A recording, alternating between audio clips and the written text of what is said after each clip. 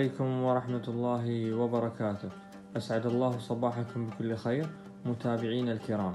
نقدم لكم الحلقة الثالثة من حلقات خواطر حلال الدار الإماراتي، والتي عنوانها الأعلاف أو الغذاء. في بداية الحلقة أشكر جميع مصانع ومحلات البيع على الجهود المبذولة في سبيل توفير كافة المؤن التي يحتاجها المربي، ومحاولاتهم في السعي على توفير خلطات لتقليل الجهد على المربين في إطعام حلالهم. سوف تلاحظون في معظم المحلات السلع متكررة، والأسعار تختلف من مكان إلى آخر على حسب المسافة من المصنع ونوع التوصيل.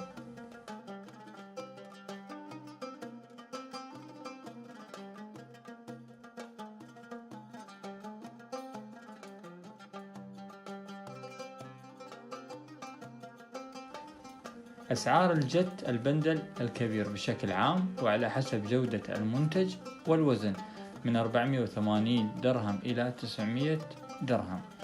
البندل الصغير السوداني من 36 درهم إلى 42 درهم.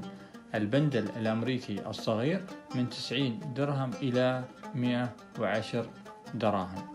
الحشيش الأمريكي من 85 درهم إلى 100 درهم.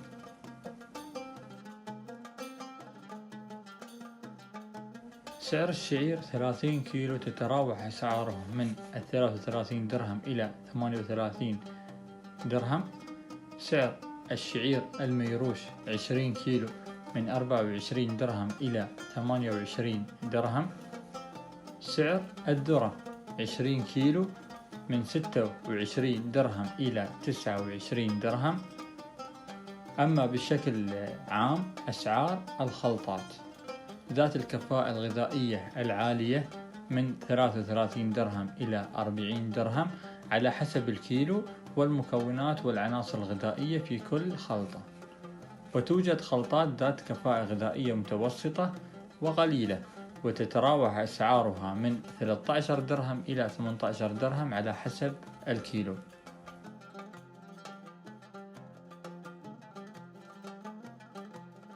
بعض المربين يبحث عن التسمين السريع للحلال من خلال اختيار الخلطات ذات الكفاءة العالية، وربما يقوم بتغييرها من 3 إلى 4 مرات خلال الشهر.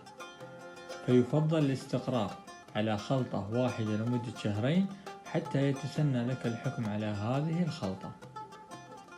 أما بالنسبة للحلال الرئيسي المخصص للإنتاج، يفضل أن يكون تسمينه وسط وليس بدرجة عالية لعدم تعرض الحلال للشحوم وتمنع عملية التزاوج أو تعثر الولادة بسبب تراكم الشحوم ونفوق الحلال. الخلطات ذات الكفاءة الغذائية العالية تحتوي على نسبة بروتين عالية جدا، لذلك يعتمد عليها البعض بشكل كبير كوجبة رئيسية لمرة واحدة في اليوم. وأما باقي اليوم فيبحث عن الغذاء ذات الكفاءة المتوسطة والقليلة للمحافظة على رشاقة الحلال وضمان استمرارية إنتاج الحلال بشكل دائم. المقصود بالغذاء ذات الكفاءة العالية الخلطات المخلوطة بالدبس أو الخلطات المطحونة الجناتشوري فول الصويا. الحشائش الخضراء يقدمها البعض كوجبة رئيسية يومية للحلال للإقبال الكبير من الحلال عليها.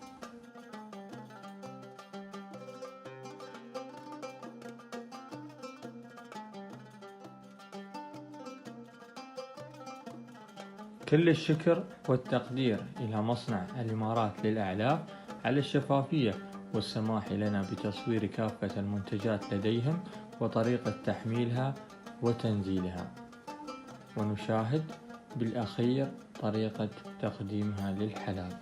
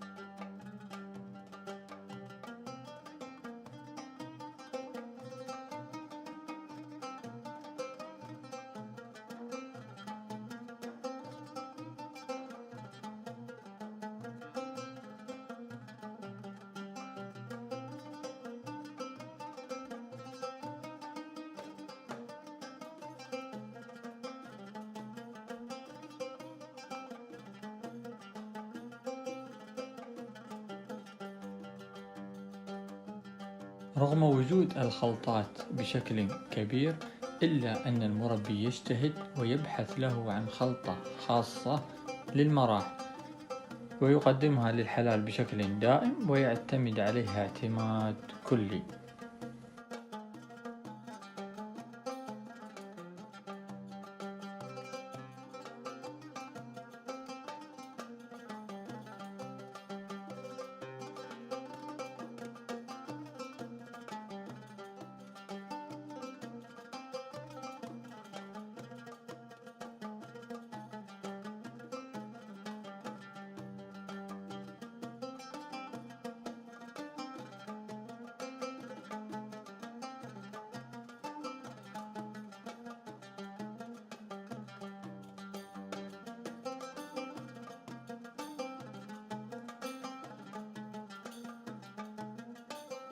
إخواني، هذا حساب جنان للاستثمار، يوجد به رقم الهاتف لتوفير كافة وأجود أنواع الجت على حسب طلبكم. وسوف نشاهد طريقة تحميل الجت من الكونتينر إلى سيارات النقل ومن ثم إلى العزب حتى يقدم للحلال.